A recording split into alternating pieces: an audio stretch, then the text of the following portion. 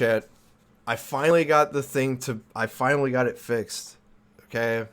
And we're going over one. So this is going to be the Explore Anthologies wish list. So what Wizards did, announced about a week and a half ago, is it's the whole article on the announcement of how they're adding Explorer and more cards, and they know that they had to do historic anthologies and new drops, and this is all in line with the new alchemy drop and a bunch of other stuff, right? Well, what they announced was that they split Historic Anthology 6 into historic exclusives for Historic Anthology 6 and an Explore Anthologies. So effectively, Explore Anthologies is basically going to be its own drop. And Historic Anthology 6 has split off from Pioneer-centric cards into its own drop. So instead of 30 cards in a Historic Anthology 6 primarily being Pioneer-centric cards for Explorer and a couple of historic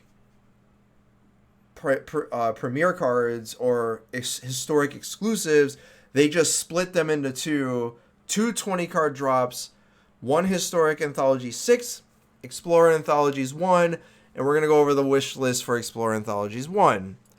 These are not confirmed nor denied. It's just a wish list of cards that I want to see due to what the format of Explorer is, because the 20 cards that they're going to get, they specifically said that the majority of them are going to be staples, but they also said that there are going to be some off the beaten path fan favorites. I literally have no idea what that means, and I'll show some cards that I think that are probably in that drop also, that are not like part of the list or whatever. So we're going to try to do this. I've labeled them as to be in Wooburg and then lands in like in a row or in that order. So we'll go over white first, right? And so the first card is Favored Hopalite. Now, Favored Hopalite is a white card, 1 white, Human Soldier, 1/2, heroic. When you cast a spell that targets Favored Hopalite, put a +1/+1 counter on Hopalite. Prevent all damage that would be dealt to it this turn. This is a 1-drop staple for Boros Aggro or Boros Heroic or Boros Spells or whatever you want to call it. It's labeled as Boros Aggro on Goldfish. I think this is that archetype in Pioneer is one of the best aggro decks in the format because it's just so quick. A couple of spells on Favor Hoplite and quickly it's a 4/5, right? And if you're playing +1/+1 stuff, it gets big pretty fast. And this card will basically kill you instantly if it doesn't get answered. Plus with God's Willing and many other spells to protect it, this thing gets really huge. And there's not very many white cards that we don't have in Pioneer, and this is one of them that is like a Pioneer favorite that allows you to have an aggro tool that Explorer doesn't have at the moment.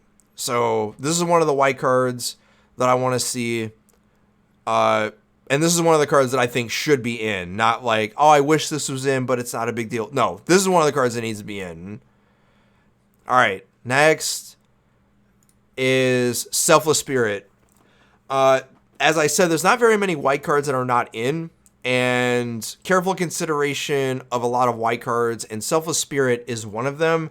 It allows to split archetypes of mono blue tempo or mono blue spirits into Azorius spirits and possibly Bant spirits with Collected Company. And this spirit, this card allows to get around sweepers by giving them indestructibility. And it's a 2-drop, it flies, it does all the things you want, and it's a spirit. All right, that's basically all you need to say about it, other than spirits can now be 2 different decks or 3 different decks and give more variability in how you build your decks. So Selfless Spirit, Hopefully that's in. I don't really care if it is or not, just that I wish it was. All right, blue is next. And there are so many blue cards that I wish would be in. However, you can't fit them all. And, Clerics is okay. Thing in the Ice is one of those blue cards that I think would have the most impact in the sense of how it'll affect a lot of blue mid-range, blue control decks, because it gives Explorer another way to fight Greasefang decks and the decks that go a little bit wider than usual. And it doesn't help against Rakdos, but I think Rakdos being the best deck and giving red another color to pair with blue-red allows some more diversity because the format's not that diverse at the moment, at least at the top level. And Thing in the Ice, for those who don't know, is a 1 blue, 1 colorless horror defender 0/4. Whenever it enters the battlefield with 4 ice counters on it, whenever you cast an instant or sorcery or remove an ice counter from Thing in the Ice, if there are no ice counters, you flip it and it turns into, I don't have the flip, I just realized that. It turns into a 7/8, and when it flips, you bounce all non-horror creatures back to their hand. So, real fast, it can come in as a 7/8, or a 0/4, and then out of nowhere, it becomes a giant creature that's just a 7/8 that bounces all non-horror creatures back to their hands. And,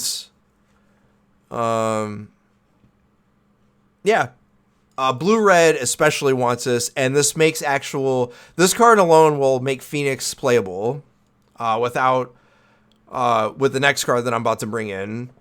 But Control and blue-red mid-range decks will have a great 2-drop along with Ledger Shredder and many others that allow to use Thing in the Ice. In the next card, in one of my favorites, and I think this one probably needs to be in, and that's Treasure Cruise. Treasure Cruise is a 1 blue, 7 colorless sorcery. It has Delve. Delve would be a new mechanic in On Arena. It sort of is in the mechanic itself is not in, but the how to cast a spell with Delve that's not called Delve is already in with Titan's Nest, but Delve as a mechanic is not. So Delve is each card you exile from your graveyard while casting the spell pays for 1 colorless.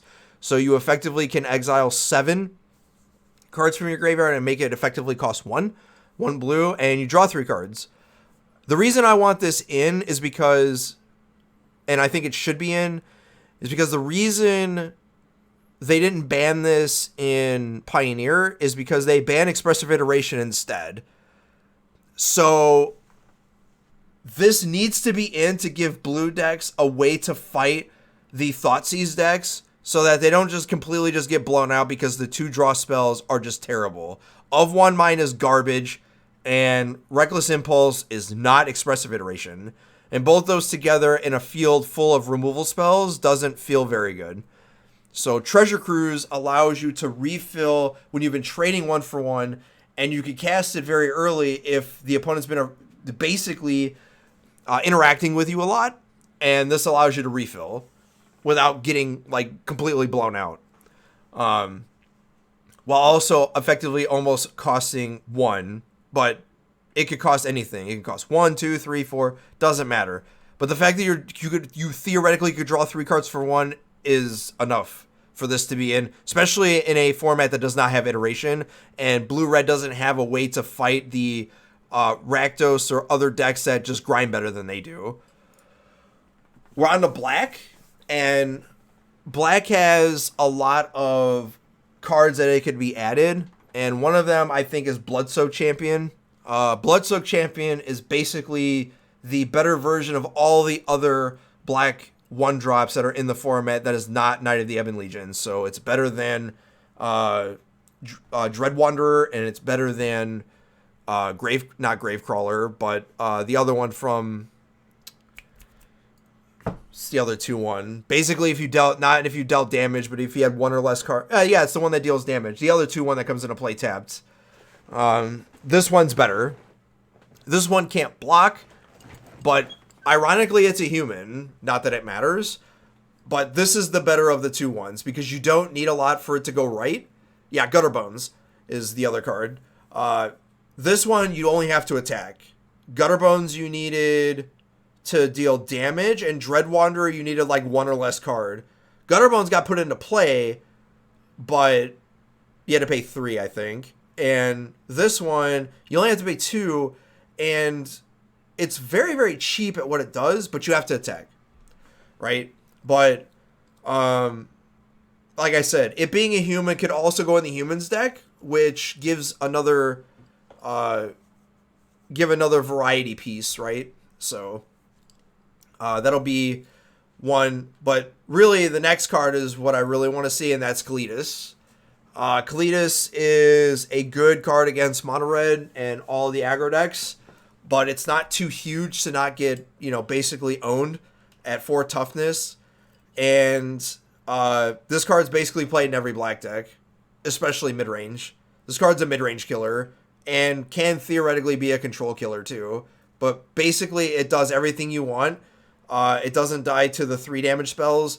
And while it does die to push from Revolt, this can get out of hand really, really fast if you untap with it, much like every other 4-drop in the format. So look for Cletus. I think this will actually be in.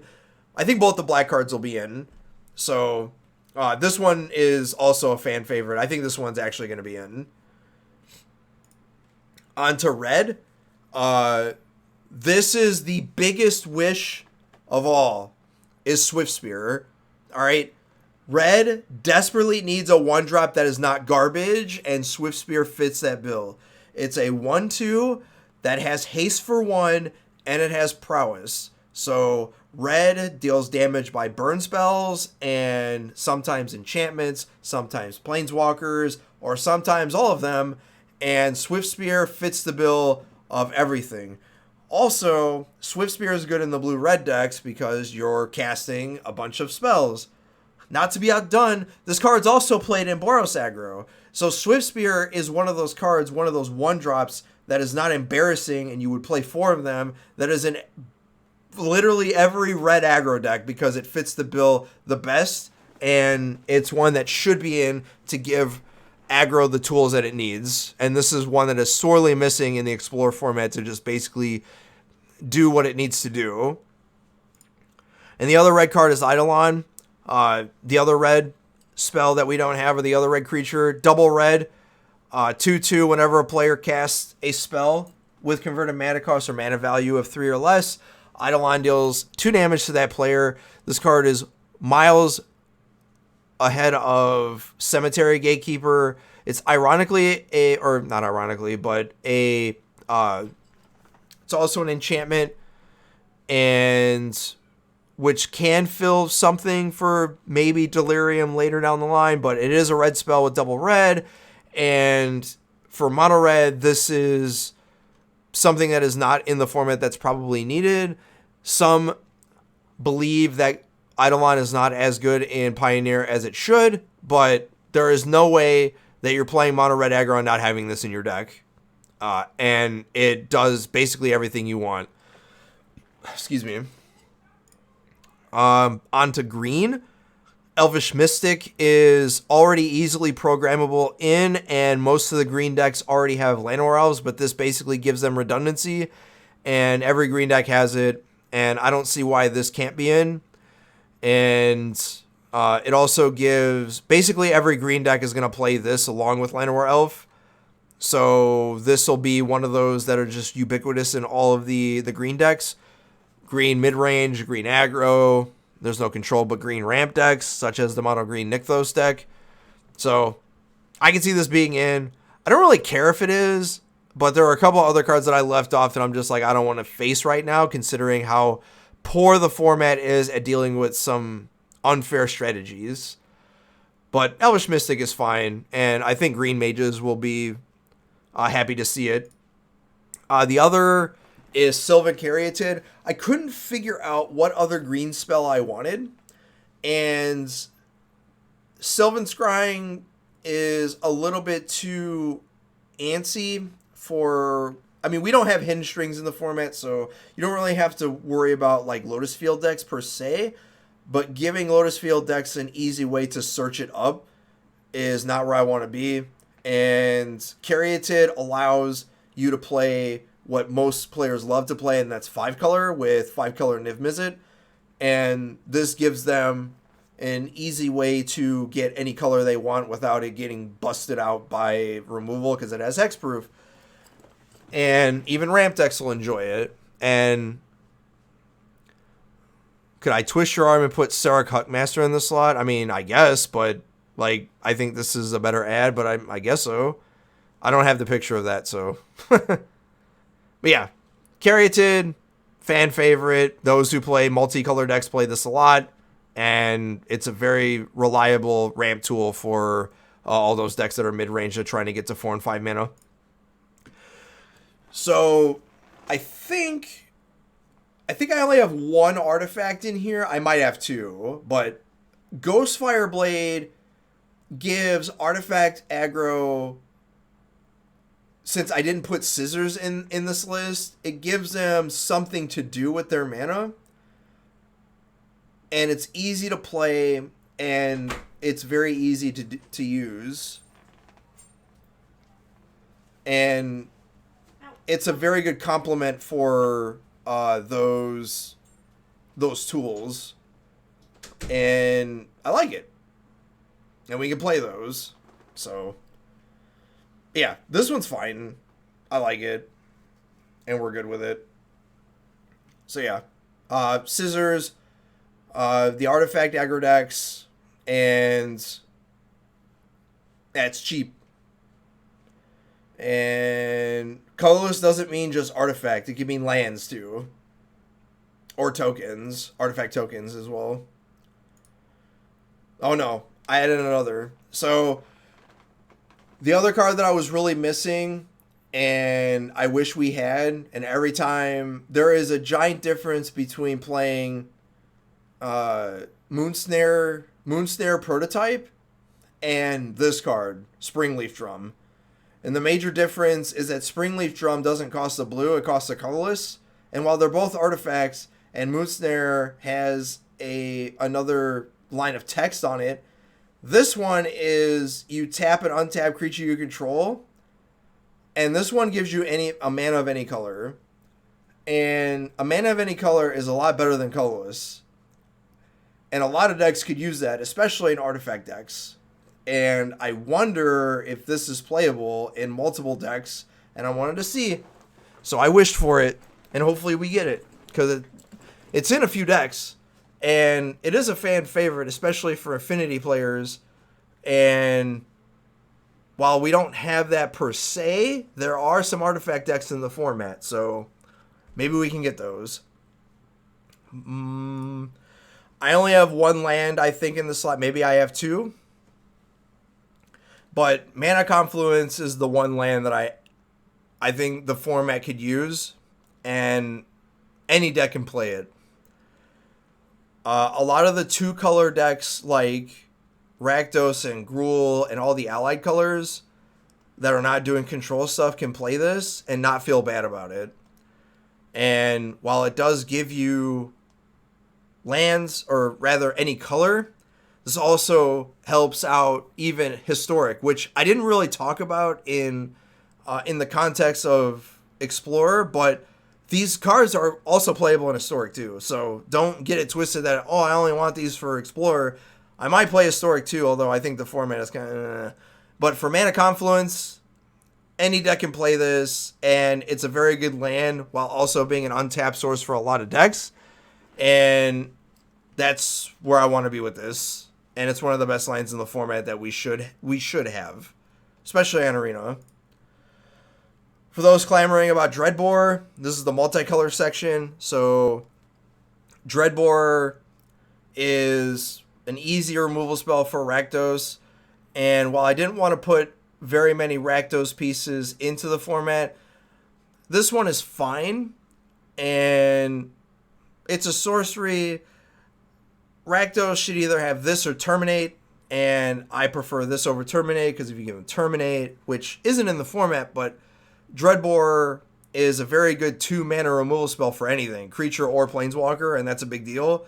It doesn't hit Greasefang, but Greasefang hasn't been showing very good numbers lately, so 2-mana removal spell at any rate for anything for 2 mana is a big deal.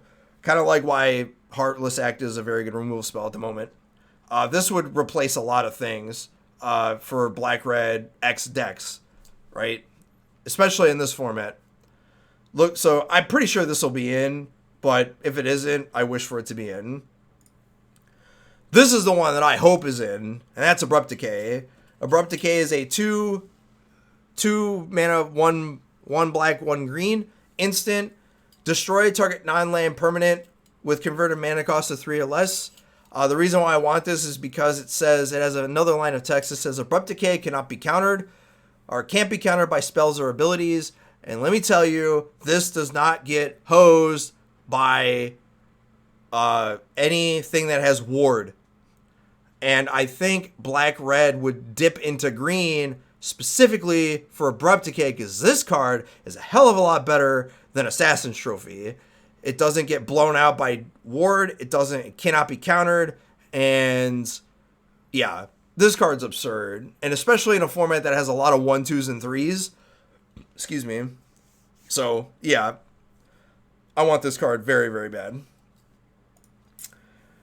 Not to be outdone, I can't leave out control cards. And I'm pretty sure that regardless of what you feel about how certain decks are in the format, Supreme Verdict, I will put money on it that Supreme Verdict will be in this drop. All right. If you don't think any other card is going to be in, this card's going to be in. I guarantee it. All right. Supreme Verdict is a 2 white, 1 blue, 1 colorless sorcery. Supreme Verdict can't be countered. Destroy all creatures. And the only thing this really helps against is mono blue and spirit decks. That's it. All right. And any deck that plays blue that's a little bit low to the ground. But that's it. If you don't think this is going to be in, trust me. I know how Wizards has been with control decks the last year. This is going to be in. All right. So when they talked about fan favorites and off the beaten path, this is literally the card I thought of. This is a fan favorite, Siege Rhino. It has a cult following in every format that it's legal in, and people try to make it good. When it was in Standard, this card was absurd. All right? And when I think of off the beaten path fan favorites, this is one of the cards. There's going to be a couple of cards that I'm just going to go through real fast what I think they mean, but they can mean completely anything. But Siege Rhino is one of those cards that I think will be in as in one of those cards that has that slot. And for those who don't know, Siege Rhino is 1 Abzan, 1 black, 1 green, 1 white, 1 colorless. Trample, Rhino, 4/5. When it enters the battlefield, each opponent loses 3 life and you gain 3 life. Hell, MTG Goldfish made a whole deck named 30 Rhino. All they did was copied this and copied and copied and copied and copied and tried to make this card good. All right. I don't foresee it. I have no idea if it's going to be in. I just know that when I hear off the beaten path fan favorites, and they separated those quotes, by the way, by meaning 2 different things. This is the first card I thought of. Yeah. Siege Rhino is hilarious. This card's absurd, or it was absurd in Standard. Another, and I didn't put them all in here, but you can basically put any of them in here. The Flipwalkers.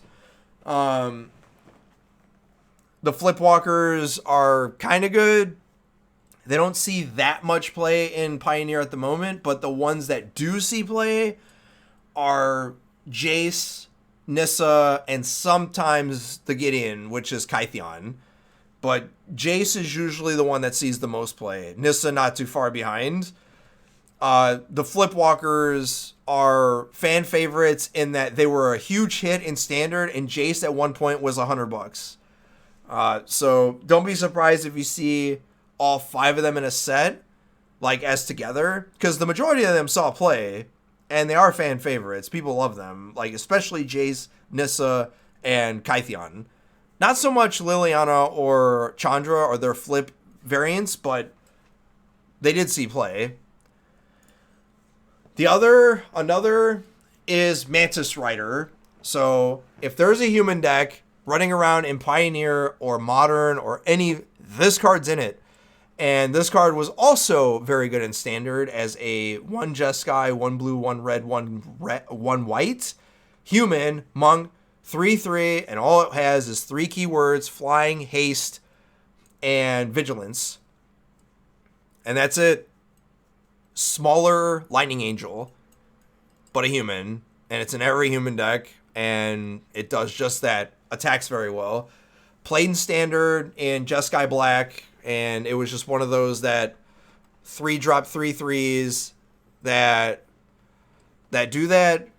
Voice of Resurgence also could be in there, but in that drop of multicolor cards, I left it out. Mantis Writer, very good human, whatever. All right, I think I have 2 more. I think this is the last one. So, regardless of what you feel about Eldrazi, Emrakul is a fan favorite, and there is no way that anybody that disagrees does not believe that it's a fan favorite. It was a smashing hit when it came out. People thought it was garbage, and then out of nowhere, it took over Standard, and then it had to be banned. So it's not that way in Pioneer, but it does see play. I'm not sure if it'll be in, but people love some. There's a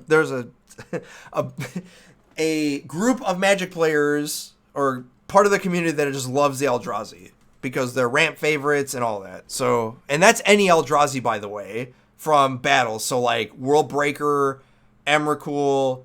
We already have Ulamog, so we don't really have much else. I guess Cossalike counts because it was in battle for BFA or BFZ. So, the final one, DRS, Deathride Shaman. This card is a fan favorite. And if you don't believe me, go on Twitter and find every single Modern player that has been posting the last week and a half about what card should be coming off the ban list, because Modern Magic has passed them by. And a lot of people think Deathride Shaman is one of them. It's legal in Pioneer, doesn't see that much play, if at all, and it's a fan favorite, and it's off the beaten path because no one plays it because there's no fetch lands. However, with graveyard-centric stuff, this is basically a 1-mana Planeswalker. So, yeah. I've never played with DRS or Deathride Shaman, and I want to. So, WotC, please put it in. And then Mausoleum Wanderer, not so much off the beaten path, but Spirits is a fan favorite. And it's the last card that Mono Blue doesn't have. And it would be the full deck. So I think if they put in a lot of the stuff for can't be countered, Mausoleum Wanderer probably gets in. But it was kind of like the last, like, you know, not off the beaten path, but it is a fan, not a fan favorite, but the deck is. So maybe they think that also, right? But this is the last card that Mono Blue doesn't have, and it would be cool to have. So I think this is the last card. Yeah, that was the last card. We already did Favor Hopalite. So yeah. But that's it. We made it in 30 minutes. Socials on the bottom, YouTube stuff. Cool. We're about to play some Magic. Let me know what your favorite cards or what you think should be in the wish list or what be in the EA1 drop. And see you in the next video for HH6, probably in the next week or so. Later.